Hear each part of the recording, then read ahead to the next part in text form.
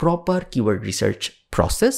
অন্য যত গুরু আইসেই আপনাকে বলুক যে না এই টুল ইউজ করতে হবে, এই ফর্মুলা ইউজ করতে হবে, এই রিসার্চ ইউজ করতে হবে, এই হ্যান করতে হবে, ত্যান করতে হবে, কারো কথা কোনো শোনার দরকার নেই। আমি একদম বাস্তব এক্সপিরিয়েন্স থেকে আপনাদের বলতেছি, এই জিনিস আমি অন অ্যাভারেজ প্রত্যেক দিনই করি, ঠিক আছে, এবং আমাদের ক্লায়েন্টরা বেশ ভালো ভালো রেজাল্ট পায়। সো আপনি যদি এই পদ্ধতি মেনে আপনার দিকে করেন, আপনার ক্লায়েন্টের ডিসস্যাটিসফ্যাকশন আসবে না কখনো। ওকে, চলো আমরা পরবর্তী স্টেপে যাই। আচ্ছা, আপনার কিওয়ার্ড রিসার্চ বা আপনার ইন্ডাস্ট্রি অ্যানালাইসিস করা শেষ, আপনি ক্লায়েন্টকে ড্রাফট পাঠাইছেন, ক্লায়েন্ট ড্রাফট অ্যাপ্রুভ করছে এবং আপনার কাছে এখন একটা গুগল শিটের মধ্যে, একটা এক্সেল ফাইলের মধ্যে 100-150 গ্রুপ অফ ওয়ার্ডস আছে বা কিওয়ার্ডস আছে, যেগুলোকে আমরা গুগলের প্রথম পেজে আনতে চাই একটা পার্টিকুলার ওয়েবসাইটের জন্য। এ পর্যন্ত আমাদের কাজ শেষ। এখন আমাদের নেক্সট স্টেপটা আর কিছুই না বাট ট্র্যাকিং সেট আপ করা। এসইওকে আমরা সবসময় 5 ভাগে ভাগ করি। আমাদের এজেন্সিতে যারা কাজ করে তাদেরকে আমি সবসময় বলি যে এসইওকে আমরা 5 ভাগে ভাগ করব। 1 নম্বর ভাগ, যেটা আমরা এতক্ষণ করলাম, সেটা ছিল ইন্ডাস্ট্রি অ্যানালাইসিস এবং কিওয়ার্ড রিসার্চ। সেকেন্ড ভাগ, যেটা আমরা এখন করব আজকের এই পার্ট 2 এর ভিডিওতে, সেটা হলো সেটিং আপ ট্র্যাকিং। ট্র্যাকিং কেন সেট আপ করতে হবে? তার কারণ একজন ভালো এসইও করতে পারতেছে নাকি পারতেছে না এটা বোঝার 2টা উপায় আছে। 1 নাম্বার উপায় হলো যেই কিওয়ার্ডগুলো আমরা টার্গেট করছি ওগুলা গুগলের কত নাম্বার পেজে এই মুহূর্তে আছে, এটা 1 নাম্বার উপায়।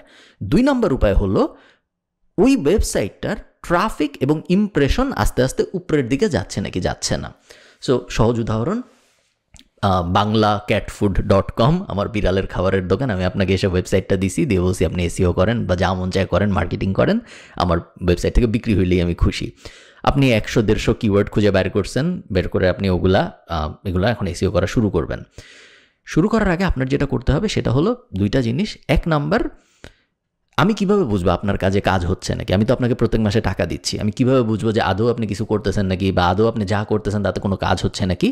1 নাম্বার উপায় হলো কিওয়ার্ড দিয়ে বোঝানো। আপনি আমাকে ওই যে কিওয়ার্ড ড্রাফট পাঠাইছিলেন, বড় একটা গুগল শিট বা একটা এক্সেল, ওইটার ভিতরে যে ওয়ার্ডগুলো ছিল ওগুলা লিখে আমি যদি আজকে সার্চ দিই গুগলে, তাহলে আমার ওয়েবসাইটটা কত নাম্বার পজিশনে আসে।